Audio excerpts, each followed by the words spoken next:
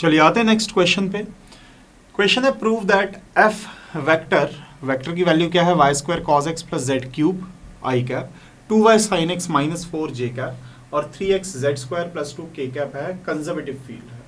क्या प्रूफ करना है आपको इसे कंजर्वेटिव फील्ड प्रूफ करना है और फाइंड द स्केलर पोटेंशियल। सबसे पहले कंजर्वेटिव फील्ड कैसे प्रूफ करते हैं। एफ वेक्टर अगर कंजर्वेटिव फील्ड है तो इसका डाइवर्जेंस का क्रॉस प्रोडक्ट एफ वेक्टर के साथ क्या निकल के आएगा, 0। अगर आपसे कभी भी कंजर्वेटिव फील्ड प्रूफ करने को कहा जाए तो आप किसी भी वेक्टर को कंजर्वेटिव फील्ड कब कहेंगे, जब उसका डाइवर्जेंस का क्रॉस एफ के साथ क्या हो जाएगा, 0। डाइवर्जेंस वेक्टर क्या होता है, partial derivative with respect to x I cap, partial derivative with respect to Y J cap, partial derivative with respect to Z के कैप। एफ वेक्टर आपको पता ही है। चलिए क्रॉस प्रोडक्ट करते हैं। तो दोनों का जो क्रॉस प्रोडक्ट होगा वो क्या होगा, वो होगा आई जे के, इसके बाद partial derivative with respect to x, with respect to y, with respect to z, इसके बाद y square cos x plus Z cube, फिर है 2y साइन एक्स माइनस 4, इसके बाद है 3x जेड स्क्वायर प्लस 2। ये अब जब आप इनका क्रॉस प्रोडक्ट करेंगे तो देखिए क्या होगा। पहले आई कैप, तो आई वाले जो कोफिशिएंट्स हैं वो उनको, आई वाला जो कॉलम और रो है उनको एलिमिनेट करेंगे तो इनका प्रोडक्ट माइनस इनका प्रोडक्ट, तो प्रोडक्ट हो जाएगा तो partial derivative with respect to Y किसका, 3x जेड स्क्वायर प्लस 2 का, minus partial differentiation with respect to Z, वो भी किसका, 2y sine x minus 4 minus J cap. अब जे का कॉलम और रो हटाइए, partial differentiation with respect to x किसका, 3x Z square plus 2 minus partial differentiation with respect to Z किसका, y square cos x plus Z cube का, जे cap के coefficient plus के cap. क्या आ जाएगा साथ में, कॉलम और रो को हटाएंगे तो पहले ये मल्टीप्लाई होगा, मतलब partial differentiation with respect to x किसका, ये हो जाएगा 2y sine x minus 4, partial differentiation with respect to y वो भी किसका, ये हो जाएगा y square cos x plus Z cube. इतना हो गया। अब आप कीजिए डिफरेंशिएशन। देखिए y के रिस्पेक्ट में इसका करेंगे, यहाँ y तो है नहीं तो 0 हो गया, z के रिस्पेक्ट में करेंगे, यहाँ z है ही नहीं तो ये भी क्या हो गया, 0 हो गया, तो i का आपका कोफिशिएंट हो गया पूरा का पूरा 0।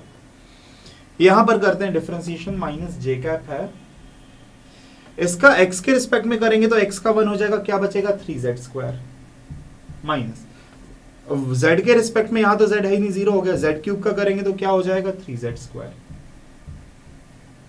ये भी 0 हो गया, ये भी 0 हो गया, प्लस के कैप। इसका आप x के रिस्पेक्ट में करोगे तो साइन x का क्या हो जाएगा, cos x, 2y cos x, y के रिस्पेक्ट में करोगे y स्क्वायर का हो जाएगा 2y cos x minus 2y cos x, बाकी z का तो y के रिस्पेक्ट में क्या हो जाएगा, 0, पार्शियल हम कर रहे हैं तो ये भी क्या हो गया, 0।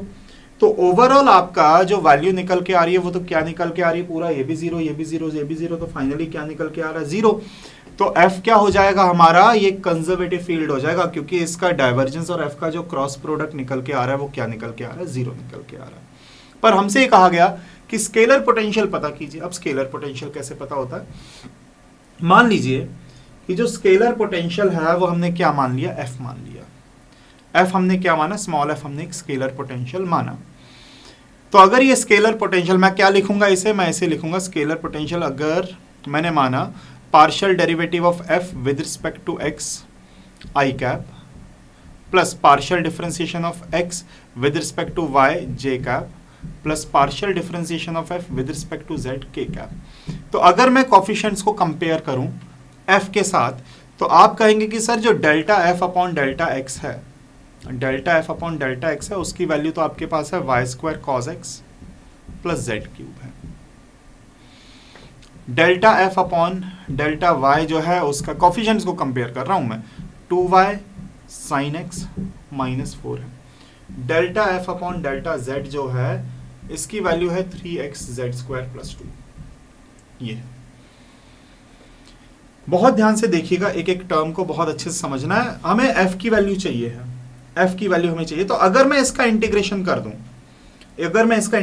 दूं, वो भी x के रिस्पेक्ट में, तो आप कहेंगे कि सर x के रिस्पेक्ट में अगर आप कर रहे हैं तो आप पहले वेरिएबल सेपरेबल लगाओ। आप लिखो delta f = y² cos x + z³ delta x। अब आप कीजिए इंटीग्रेशन, तो f = y² sin x + z³ x और प्लस, क्योंकि मैंने y के रिस्पेक्ट में किया है, सॉरी x के रिस्पेक्ट में किया है, तो यहां पर जो कांस्टेंट लगेगा वो y और z के फॉर्म में लग गया। तो मैंने एक फंक्शन लिख दिया जो कि y और z के फॉर्म में है, वो कांस्टेंट होगा। अब इसके बाद अगर मैं इसको डिफरेंशिएट करूं, अब y के रिस्पेक्ट में, मैं क्या कह रहा हूं, y के रिस्पेक्ट में अगर मैं इसे डिफरेंशिएट करूं पार्शियली, तो क्या हो जाएगा, ये हो जाएगा delta f upon delta y = 2y sin x। y के रिस्पेक्ट में करेंगे तो 0 हो गया। साथ में क्या लग जाएगा, एक कांस्टेंट लगेगा। कांस्टेंट क्या लग जाएगा, मतलब आप कहेंगे कि g का करेंगे तो delta g upon delta y, आप लगाइए, बस इतना ही। तो अगर मैं कंपेयर करूं delta f upon delta y को delta f upon delta y के साथ, तो आप कहेंगे कि सर ये जो delta g upon delta y है, हालांकि जो g है वो फंक्शन ऑफ y और z है, तो delta g upon delta y की वैल्यू क्या है, -4। तो इतना करने के बाद इस इक्वेशन को मैं इसको देता हूं इक्वेशन नंबर 1 का नाम, सॉरी इसको दे देते हैं अपन, ये जो हमने निकाला है इंटीग्रेशन के बाद, इसको देते हैं हम इक्वेशन नंबर 1 का नाम, इसको देते हैं हम इक्वेशन नंबर 2 का नाम। तो इक्वेशन नंबर 2 को जब मैं delta f upon delta y की, यहां पर f आएगा भाई, यहां पर f आएगा, delta f upon delta y की वैल्यू से कंपेयर करूं तो मेरे पास जो delta g upon delta y की वैल्यू निकल के आ रही, delta g upon delta y की जो वैल्यू निकल के आ रही, -4 निकल के आ रही है। फिर से इंटीग्रेशन करेंगे, पर इंटीग्रेशन के लिए डेल्टा g = क्या हो जाएगा, -4 डेल्टा y। जब आप इंटीग्रेशन करेंगे तो आप कहेंगे कि सर g जो निकल के आएगा, जो g की वैल्यू निकल के आएगी वो किसके बराबर, अब g क्या है, g है फंक्शन ऑफ क्या, function of y, z। g क्या है, फंक्शन ऑफ y, z था हमारा। इसकी जो वैल्यू निकल के आ रही है ना, ये आपके पास -4y। अब क्योंकि मैं y के रिस्पेक्ट में इंटीग्रेशन कर रहा हूं तो मेरे पास जो कांस्टेंट लगेगा वो क्या लगेगा, g1z लिख देते हैं अपन इसको, कांस्टेंट z की फॉर्म में आएगा, ये आ गया। अब ये तो है y के फॉर्म में, अब हमें क्या करना है, g1z की वैल्यू निकालनी है। तो अब जो ये हमने निकाला है, अब मैं अगर इसे क्या करूंगा, इसे डिफरेंशिएट करूंगा, वो भी z के रिस्पेक्ट में। अगर मैं इसे z के रिस्पेक्ट में डिफरेंशिएट करूंगा, बहुत ध्यान से समझना है, अगर मैंने इसे z के रिस्पेक्ट में डिफरेंशिएट किया तो delta g upon delta z। अच्छा पहले एक काम करते हैं, पहले इसकी वैल्यू को हम क्या करते हैं, इक्वेशन नंबर 1 में पुट करते हैं। यहां पर जो मैंने इक्वेशन निकाली, तो मेरे पास f क्या हो जाएगा, मेरे पास f हो जाएगा f = y² sin x plus z³ x plus g(yz) की वैल्यू क्या है मेरे पास, -4y प्लस g1z। अब मैं क्या करूंगा, इसका पार्शियल डिफरेंशिएशन करूंगा z के रिस्पेक्ट में, फिर मैं कंपेयर कर दूंगा। तो पार्शियल डिफरेंशिएशन जब z के रिस्पेक्ट में होगा तो delta f upon delta z = क्या आएगा, z के रिस्पेक्ट में ये भी 0, इसका हो जाएगा 3z² x, और z के रिस्पेक्ट में करेंगे इसका भी 0। यहां पर क्या लग जाएगा, इसका अगर z के रिस्पेक्ट में मैं डिफरेंशिएट करूंगा, ये हो जाएगा delta g upon delta z। और अब अगर कंपेयर किया जाए कि इसको कंपेयर करेंगे अगर इसके साथ, इन दोनों को अगर हम कंपेयर करेंगे तो आप कहेंगे कि sir delta f upon delta z की जो वैल्यू है, अगर आप उसे कंपेयर कर रहे तो 3x(z²) तो है ही, तो delta g upon delta z की जो वैल्यू है वो किसके बराबर है, 2। तो आप डेल्टा g निकालो, डेल्टा g बराबर क्या आ जाएगा, ट्वाइस ऑफ डेल्टा z। आप फिर से इंटीग्रेशन कर दो, अब आप करोगे z के रिस्पेक्ट में, तो ये क्या निकल के आ जाएगा, अच्छा ये जो है g1 था, यहाँ पे ये क्या था, g1 था। तो जो g1 की जो वैल्यू है, g1 क्या है, फंक्शन ऑफ z है, तो g1 जो मेरा फंक्शन ऑफ z है उसकी वैल्यू निकल के आएगी twice of z plus constant c। तो g1 की वैल्यू यहाँ पर मैं फिर से पुट कर दूंगा, तो मेरे पास कंजर्वेटिव फील्ड जो फाइनली निकल के आ रही है वो आ रही है y² sin x z³ x -4y, और g1 की जगह मेरे पास क्या आ रहा है, 2z प्लस c। ये मेरे क्वेश्चन का फाइनल आंसर है। मैंने किया क्या क्या, सबसे पहले मैंने किया है इसको कंजर्वेटिव फील्ड प्रूफ करने के लिए इसका क्रॉस प्रोडक्ट देखा तो 0 आ रहा है, मतलब ये कंजर्वेटिव फील्ड है। इसका स्केलर पोटेंशियल कैसे निकलेगा, स्केलर पोटेंशियल मैंने f मान लिया। इसके कॉफिशिएंट्स को जब मैंने कंपेयर किया तो delta f by delta x, delta F upon delta y, delta F upon delta z की वैल्यूज आ गई। मैंने delta F upon delta x में डेल्टा एक्स को इधर मल्टीप्लाई करके इसको इंटीग्रेट किया तो मेरे पास एफ की वैल्यू आ गई, पर क्योंकि मैं एक्स के रिस्पेक्ट में इंटीग्रेशन कर रहा हूं तो वाई और जेड के फॉर्म में कांस्टेंट आ जाएगा। फिर मैंने इसको डिफरेंशिएट किया y के रिस्पेक्ट में, तो y के रिस्पेक्ट में डिफरेंशिएट किया, ये जो g है ना भाई, ये g जो है फंक्शन ऑफ y, z है। तो फिर आप delta F upon delta Y की वैल्यू से कंपेयर करोगे तो आप कहोगे sir delta G upon delta Y जो है ना वो -4 के बराबर है। मैंने फिर डेल्टा वाई को भेज के फिर इंटीग्रेट किया तो जो g निकल के आ रहा है, मतलब g क्या है, फंक्शन ऑफ, मैं फिर बोल दूं g जो है, आप चाहो तो यहां पर लिख सकते हो फंक्शन ऑफ y और z, कोई दिक्कत नहीं है। तो जो g की जो वैल्यू निकल के आई इंटीग्रेशन डेल्टा g का, तो g होगा, g क्या है, फंक्शन ऑफ y और z, उसकी वैल्यू -4y प्लस, क्योंकि मैं y के रिस्पेक्ट में इंटीग्रेशन कर रहा हूं तो कांस्टेंट लगेगा किसका, z का, तो g1 z एक कांस्टेंट आ गया। अब मैंने क्या किया, इसकी वैल्यू को सीधा सीधा f में कर दिया मैंने पुट, ये जो f था यहां पर पुट कर दिया तो f की वैल्यू ये निकल के आ गई जैसे ही आपने पुट किया। फिर मैंने इसे z के रिस्पेक्ट में डिफरेंशिएट किया, z के रिस्पेक्ट में डिफरेंशिएट किया तो फिर मैं delta f upon delta z से कंपेयर करूंगा तो जो g1 का जो पार्शियल डिफरेंशिएशन है z के रिस्पेक्ट में, उसकी जो वैल्यू निकल के आई 2। मैंने फिर इसे इंटीग्रेट किया z के रिस्पेक्ट में तो 2z हो गया प्लस साथ में लग गया कांस्टेंट, और इसकी वैल्यू जो है g1 z की वैल्यू को हम जैसे पुट करेंगे तो हमारा कंजर्वेटिव फील्ड f की वैल्यू निकल के आ जाएगी। ये क्वेश्चन का आपका फाइनल आंसर है। चलिए आते हैं नेक्स्ट क्वेश्चन पे। क्वेश्चन है डबल इंटीग्रेशन लगा हुआ है, मतलब ये है surface integration, where f vector is equal to yz plus zx plus xy k cap and s is the part of the surface of sphere।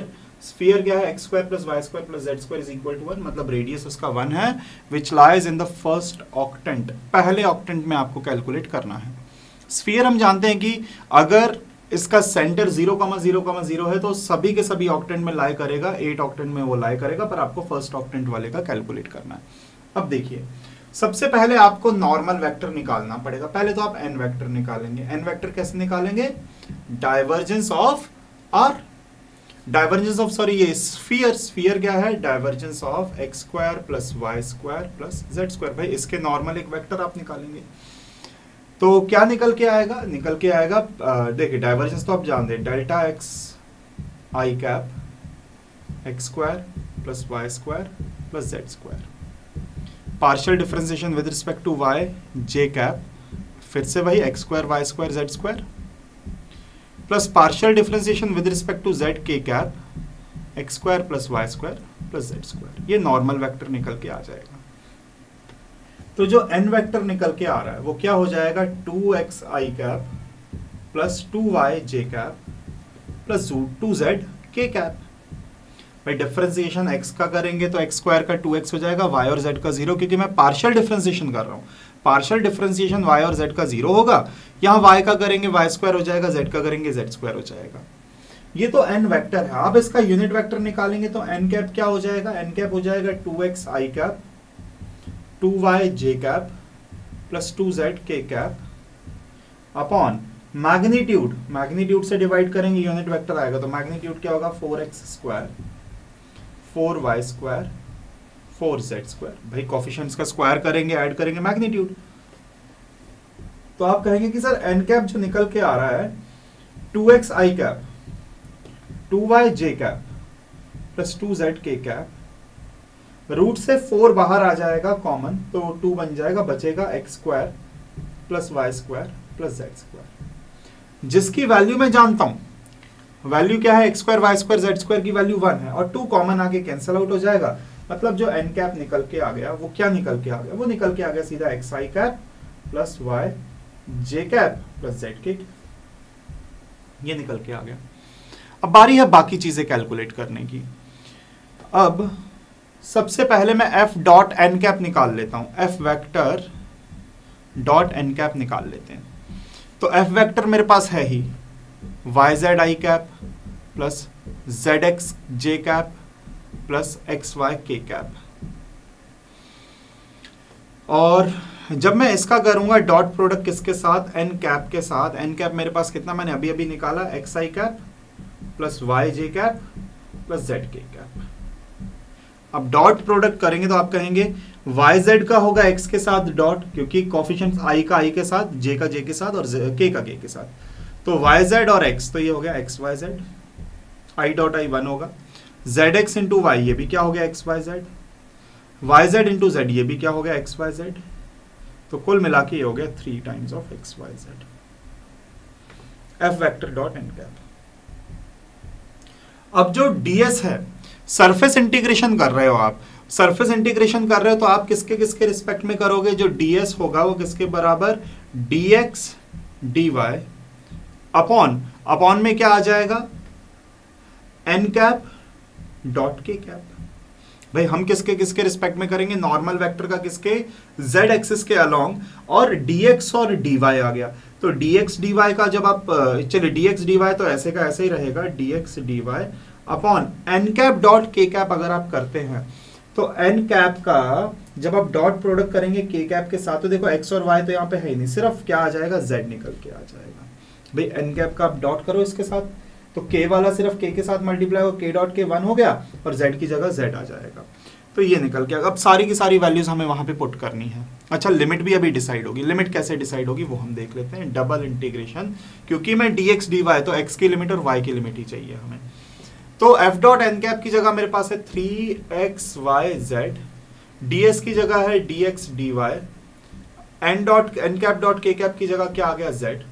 अब सबसे पहले जब आप लिमिट्स लगाएंगे, तो एक बार जब आप लिमिट लगाएंगे y की, तो y की लिमिट क्या आएगी, देखिए z तो आपने क्या कर दिया, यहाँ पे 0 पुट कर दिया, कर्व में z आपने 0 पुट कर दिया। जब आप y की लिमिट लगाएंगे तो under root of 1 minus X square हो जाएगा, under root of 1 minus X square हो जाएगा। भाई क्यों हो जाएगा, क्योंकि आप तो z तो आ गया 0, तो y आप निकालेंगे तो under root of 1 minus X square आ जाएगा, पर लोअर लिमिट स्टार्टिंग कहां से होगी, भाई लोअर लिमिट 0 से लेके अपर लिमिट जाएगी, ये लोअर लिमिट आपकी कहां से कहां तक जाएगी, 0 से लेके under root of 1 minus X square, और y की वैल्यू कहां से कहां तक जाएगी, अगर सॉरी हाँ x की लिमिट कहां से कहां तक जाएगी, जब x की लिमिट की बात करेंगे तो दोनों ही 0 हो जाएगा, तो 0 से लेके कहां तक जाएगी, 1 तक जाएगी। तो पहले आप y के रिस्पेक्ट में कर दीजिए, z से z कैंसल आउट, फिर आप x के रिस्पेक्ट में करेंगे। लिमिट्स हमने डबल इंटीग्रेशन ट्रिपल इंटीग्रेशन पहले भी पढ़ा हुआ है प्रीवियस सेमेस्टर में, तो वहां से हम भी ये देख सकते हैं कि लिमिट हम कैसे निकालते हैं, कि जब आप इंटीग्रेशन करोगे y के रिस्पेक्ट में तो z को 0 पुट करोगे, y की वैल्यू ये निकल के आ रही है तो 0 से लेके यहां तक, और x की बात करेंगे तो दोनों ही 0 हो जाएंगे, तो अपर लिमिट 1 तक जाएगी, 0 से लेके 1 तक। अब सीधा सीधा इंटीग्रेशन जब मैं करूंगा y के रिस्पेक्ट में, तो ये हो जाएगा 3x y square by 2, limit हो जाएगी 0 से under root of 1 minus X square, 3x y square मतलब अपर लिमिट आप पुट करोगे तो क्या हो जाएगा, y स्क्वायर मतलब सीधा सीधा 1 माइनस एक्स स्क्वायर अपॉन 2, ये हो गया। लोअर लिमिट पुट करने की जरूरत नहीं है। अब आप इसका इंटीग्रेशन, अच्छा अभी हमें यहाँ पे dx लिखना था साथ में और लिमिट 0 से 1 लगानी थी। अब जब आप x के रिस्पेक्ट में करेंगे उससे पहले थोड़ा सिंप्लीफाई कर लेते, होगा 3x bye 2 minus 3x cube by 2। अब आप इसका इंटीग्रेशन करेंगे 0 से लेके 1 तक, किसके रिस्पेक्ट में, x के रिस्पेक्ट में, तो ये हो जाएगा 3x स्क्वायर अपॉन 2 आएगा तो 4 हो गया, माइनस 3x की पावर 4 अपॉन 4 2 8 हो गया। लिमिट 0 से 1 आप लगाइए। तो जब अपर लिमिट आप लगाते हैं 1 पुट करते, सीधा सीधा 1 ही पुट कीजिए और कुछ पुट करने की जरूरत है नहीं, 0 तो वैसे ही नहीं पुट करना, तो ये हो जाएगा 3/4 माइनस 3/8।